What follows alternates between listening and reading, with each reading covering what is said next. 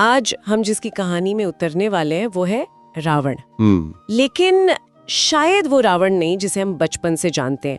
हमारे हाथ जो स्रोत लगे हैं वो एक आधुनिक श्रृंखला है जो इस किरदार को बिल्कुल अलग नजरिए से देखती है। एक जीनियस। हाँ, एक जीनियस, एक रणनीतिकार, लेकिन एक ऐसा इंसान जो अपने अतीत के गहरे जख्मों में कैद है। और मजे की बात यह है कि ये कहानी रावण से शुरू ही नहीं होती। सही बात है। इसकी शुरुआत होती है उन लोगों से जो उसे खलनायक बनाना चाहते हैं। हमारे स्रोत की शुरुआत में दो बहुत बड़े ज्ञानी विश्वामित्र और अरिष्टनेमी सप्त सिंधु को एकजुट करने की बात कर रहे हैं। सप्त सिंधु यानी उस समय का भारतवर्ष। हाँ, और उन्हें लगता है कि देश को जोड़ने के लिए एक कॉमन दुश्मन की जरूरत है, एक उचित खलनायक। और उन्हें वो खलनायक रावण में दिखता है। रावण में दिखता है। ये तो कहानी शुरू होने से पहले ही उसकी भूमिका तय कर देने जैसा है।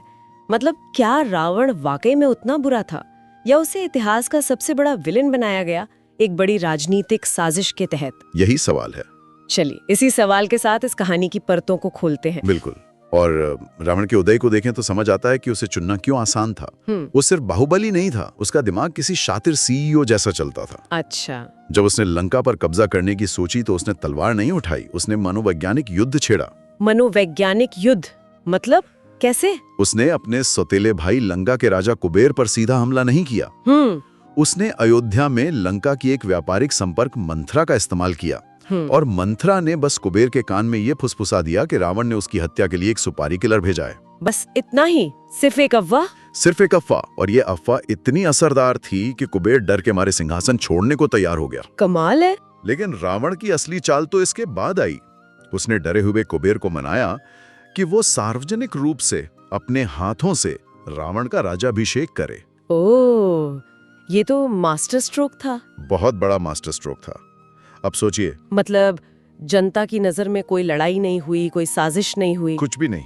मौजूदा राजा ने खुद अपनी मर्जी से सत्ता सौंप दी। बिल्कुल। इससे रावण को सिर्फ सिंहासन ही नहीं मिला, उसे वैधता भी मिल गई। बिल्कुल। ये दिखाता है कि वो सिर्फ लड़ना नहीं जानता था, वो लोगों की सोच को कंट्रोल करना भी जानता था। उसने कुबेर को दुश्मन नहीं बल्कि एक थके हुए शासक के रूप में दिखाया, जिससे जनता का विश्वास जीतना आसान हो गया। हाँ, लेकिन ये तो सिर्फ राजनीतिक दाव था। असली खेल तो उसने अर्थव्यवस्था के साथ खेला। उसने सप्त सिंधु के बाकी राज्यों पर भारी व्यापार संधियां थोप दी, जिससे सारा पैसा लंका की तरफ बहने लगा। उसने अंतर्राष्ट्रीय व्यापार मार्गों पर कब्जा कर लिया और फिर अपनी प्रजा को खुश करने के लिए लंका को टैक्स फ्री देश बना दिया। Tax free? और इससे उसकी प्रजा जीवन भर के लिए उसकी वफादार बन गई। वो सिर्फ जीत नहीं रहा था, वो एक ऐसा सिस्टम बना रहा था जिसे चुनौती देना लगभग नामुमकिन था। लेकिन क्या ये वाकई वफादारी थी या सिर्फ एक आर्थिक निर्भरता? बिना टैक्स के प्रजा पूरी तरह से रावण पर निर्भर हो गई। ये तो एक सुनहरा पिंजरा बनाने जैसा है ना, जहाँ सब खुश है लेकिन आजाद कोई नहीं। बहुत सही पॉइंट है।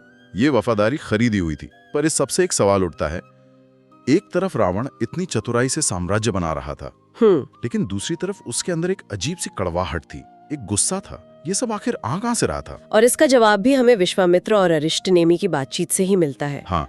वो एक पुरानी दबी हुई घटना की जांच कर रहे होते हैं, टोड़ी नाम के गांव में हुए एक नरसंहार की, जहां वेदवती नाम की एक कन्याकुमारी और उसके पति समेत पूरे गांव को मार दिया गया था। हाँ, पूरे गांव को। और उन्हें शक होता है कि इसके पीछे रावण का हाथ है। कहानी ये थी कि रावण वेदवती से प्रेम करता था, लेकिन वेदवती का विवाह किसी और से हो चुका था। तो अरिष्टनेमी का अंदाजा है कि शायद वेदवती ने अपने पति को छोड़ने से मना कर दिया होगा और इस रिजेक्शन से बौखलाकर रावण ने दोनों को मार डाला। बिल्कुल। उसके इनकार से क्षुब्ध होकर रावण ने उसे और उसके पति को मार डाला। ये उनका अंदाजा था। ये सिर्फ एक शक था, लेकिन इसकी पुष्टि एक बहुत ही विस्फोटक सीन में होती है, जहां रावण की मां कैकेसी उससे बहस कर रही हैं। हाँ, और उस बहस के बीच में गुस्से में कैकेसी उसके सबसे गहरे जख्म पर उंगली रख देती हैं। वो कहती हैं, तुम्हारे ही अधर्म के कारण कन्याकुमारी वेदवती मारी गई। और बस ये सुनना था कि रावण का सारा नियंत्रण खत्म हो जाता है। वो अपनी मां पर कटार लेकर झपड़ता है और चिल्लाता है, नीच स्त्री, तूने उनका नाम लेने का साहस किया, तूने वेदवती का अपमान करने का साहस किया। एक पल में वो लंका का महान राजा नहीं बल्कि एक घायल जानवर बन जाता है। ये दिखाता है कि वेदवती सिर्फ एक खोया हुआ प्यार नहीं थी, वो रावण के अंदर का वो जख्म थी जो कभी नहीं भरा। एक ऐसा ट्रिगर पॉइंट था जो उसके अंदर के राक्षस को बाहर ले आता था। बिल्कुल। इस अंधेरे में अगर कोई रोशनी की किरण थी तो वो था उसका छोटा भाई कुंभकर्ण। कुंभकर्ण, वो रावण की अंतरात्मा की आवाज की तरह था। एक सीन है जहाँ लंका का एक सेनापति प्रहस्त मुंबा देवी में निर्दोष लोगों को जिंदा जला देता है। हाँ। कुंभकर्ण रावण के पास जाता है और कहता है कि प्रहस्त को सजा मिलनी चाहिए। और रावण का जवाब, मतलब उसकी पूरी फिलॉसफी बता देता है। वो कहता है, बचकाना ही बात मत करो कुंभ, धर्म या अधर्म जैसी कोई चीज नहीं होती, बस सफलता और असफलता होती है। और मैं कभी असफल नहीं होऊंगा। हाँ, उसके लिए सही गलत कोई मायने नहीं रखता था, सिर्फ जीतना मायने रखता था। इसके बावजूद कुंभकर्ण कोशिश करता रहता है। वो जानता है कि रावण वेदवती की मौत के अपराध बोध से जल रहा है। और शायद इस कहानी का भी सबसे बड़ा मोड़ तब आता है जब वो व्यापार के सिलसिले में इथियोपिया जाता है और मक्कुर नाम के एक वायुपुत्र से मिलता है। हाँ, मक्कुर। वायुपुत्र मतलब वो लोग जो वायुदेव के वंशज माने जाते थे। और मक्कुर उसे कुछ ऐसा बताता है जो कहानी का पूरा नजरिया ही बदल देता है। हाँ, मक्कुर कहता है कि रावण प्रकृति के खेल में सिर्फ एक कठपुतली है।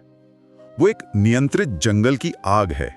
नियंत्रित जंगल की आग। जैसे जंगल में कभी-कभी सूखी पत्तियों और झाड़ियों को हटाने के लिए नियंत्रित आग लगाई जाती है ताकि पूरा जंगल ना जले, वैसे ही रावण का इस्तेमाल एक बड़े विष को खत्म करने के लिए किया जा रहा है। ये तो बहुत गहरी बात है।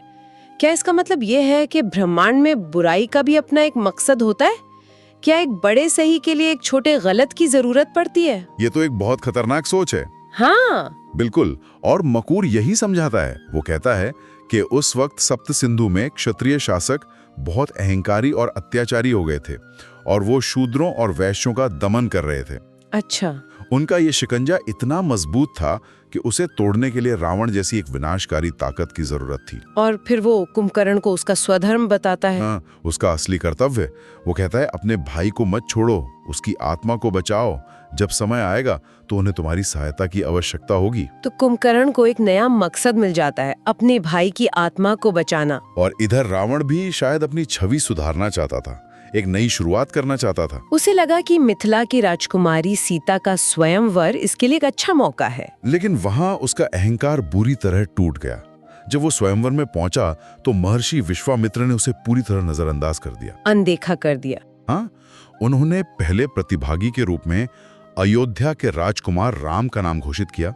दुनिया के सबसे शक्तिशाली सम्राट को ऐसे अनदेखा करना रावण के लिए अपमान असहनीय था। और गुस्से में वो जो करता है वो सीधे सीधे एक चुनौती थी। बिल्कुल। वो भगवान रुद्र का भारी धनुष पिनाक उठाता है, जिस पर प्रत्यंचा चढ़ाना भी किसी के लिए मुमकिन नहीं था। उस पर बाण चढ़ाता है और विश्वामित्र के ठीक पीछे रखी मिथिला के संस्थापक राजा मिथि की मूर्ति की नाक पर निशाना साधता है। मूर्ति की नाक टूट जाती है। ओह, ये सिर्फ एक मूर्ति पर हमला नहीं था। नहीं, ये मिथिला के सम्मान पर, उसकी विरासत पर हमला था। इसके बाद युद्ध होना तय था। रावण अपनी पूरी सेना लेकर मिथिला पर आक्रमण कर देता है। यहाँ हमें उसकी सैन्य प्रतिभा फिर दिखती है। उसने ऐसे विशाल धनुष बनाए थे जो भाले जैसे बाण फेंक सकते थे। उसे लगा कि वो मिथिला को घंटों में रौंद देगा। लेकिन सीता ने भी कमाल की रणनीति अपनाई। उन्होंने मधुकर निवास का इस्तेमाल किया। किले की दीवार के अंदर बने खुफिया घर, हाँ, और उन घरों की खिड़कियों से मिथिला के सैनिकों ने लंका की सेना पर तीरों की ऐसी बारिश की जिसकी रावण ने कल्पना भी नहीं की थी। युद्ध खिंचता जा रहा था और अंत में राम ने अपने दिव्य अस्त्र असुरास्त्र का प्रयोग किया। और ये असुरास्त्र सिर्फ एक हथियार नहीं था, है ना? ये तो युद्ध के नियमों को बदलने जैसा था। बिल्कुल। उस दौर में जहां लड़ाई आमने सामने होती थी, वहां एक ऐसा अस्त्र जो बिना किसी को मारे सिर्फ एक हरी वाष्प से पूरी सेना को कई दिनों के लिए बेहोश कर दे। वो लगभग जादू जैसा था। हाँ, और इसी हमले के दौरान कहानी का सबसे मार्मिक पल आता है, जब असुरास्त्र की हरी वाष्प फैल रही होती है और रावण के पुष्पक विमान का दरवाजा बंद हो रहा होता है। कुंभकर्ण देखता है कि उसका भाई खतरे में है और वो खुद एक ढाल बनकर उस दरवाजे के खुले हिस्से में खड़ा हो जाता है ताकि रावण को बचा सके। तो वो उस अस्त्र का पूरा प्रभाव अपने ऊपर ले लेता है, हाँ, और बुरी तरह घायल हो जाता है, लेकिन रावण को बचा लेता है। ये घटना रावण के मन में अपराध बोध का एक और पहाड़ खड़ा कर देती है। पहले वेदवती और अब उसका भाई, जो उसकी वजह से मौत के मुंह में चला गया। सोचकर भी अजीब लगता है। एक तरफ इतनी क्रूरता और दूसरी तरफ भाई के लिए इतना प्यार। रावण के किरदार में ये विरोधाभास ही उसे इतना जटिल बनाता है। बिल्कुल। अब कहानी 13 साल आगे बढ़ती है। कुंभकर्ण कोमा में है और रावण को अपनी जान बचाने वाली और कुंभकर्ण को जिंदा रखने वाली औषधियां मलय पुत्रों से मिलती हैं। हाँ, लेकिन वो उसे ब्लैकमेल कर रहे हैं। तभी रावण को पता चलता है कि सीता ही अगली विष्णु है, यानी वो दिव्य अवतार जिसे धरती पर संतुलन लाने के लिए चुना गया है। हाँ, और अब रावण को एक मौका देखता है। अगर वो विष्णु को बंदी बना ले तो वो मलय पुत्रों पर अपनी शर्तें थोप सकता है। वो सीता के अपहरण की योजना बनाता है। पहली कोशिश में वो विभीषण और अपनी बहन शूर्पणखा को भेजता है, लेकिन वो नाकाम रहते हैं। जाता है लंका के राज परिवार की एक सदस्य का अपमान हुआ है। वो अपनी पूरी ताकत के साथ खुद पंचवटी जाता है। वहाँ एक छोटी लेकिन भीषण लड़ाई होती है। अंत में रावण की सेना सीता को बेहोश करके पकड़ लेती है। उन्हें पुष्पक विमान में लाया जाता है और विमान में पहली बार रावण सीता का चेहरा देखने के लिए उसके करीब जाता है, और वो जो देखता है उससे उसके पैरों तले जमीन खिसक जाती है। वो सन्न रह जाता है। वो चेहरा जाना पहचाना था। क्या? वही ऊंची गाल की हड्डियां, वही तीखी नाक और दाईं कनपट्टी पर वही जन्म का निशान। एक मिनट, आप कह रहे हैं कि ये नहीं हो सकता? हाँ, प्रकृति ने अपना खेल खेल दिया था। स्त्रोत के अंत में ये खुलासा होता है कि सीता कोई और नहीं बल्कि वेदवती की ही बेटी थी। मतलब रावण ने अनजाने में उसी औरत की बेटी का अपहरण कर लिया जिसकी याद में वो पूरी जिंदगी जलता रहा। हाँ, जिस चेहरे को वो अपने मन में पूजता था, उसी चेहरे को उसने बंदी बना लिया। ये तो अविश्वसनीय है। यही इस कहानी का सबसे बड़ा मोड़ है। रावण की पूरी जिंदगी का गुस्सा, नफरत और दर्द वेदवती की मौत से जुड़ा था। और अब अनजाने में उसने उसी औरत की जीती जागती तस्वीर का अपहरण कर लिया है। अब ये सिर्फ एक राजा और एक विष्णु के बीच की लड़ाई नहीं रही। ये कहानी अब रावण के अतीत, उसके अपराध बोध और शायद उसके उद्धार की बन गई है। बिल्कुल, और यही सवाल अब सबसे बड़ा है। जिस चेहरे को वो अपनी सबसे बड़ी ताकत और सबसे बड़ी कमजोरी मानता था, अब वो चेहरा उसके सामने कैदी के रूप में है। सोचने वाली बात यह है कि जब रावण को ये पूरा सच पता चलेगा तो वो क्या करेगा? क्या ये सच उसे और बड़ा राक्षस बनाएगा, या फिर यही सच उसे उसके प्रायश्चित के रास्ते पर ले जाएगा? कृपया वीडियो को लाइक करें, कमेंट करें, शेयर करें और सब्सक्राइब करें।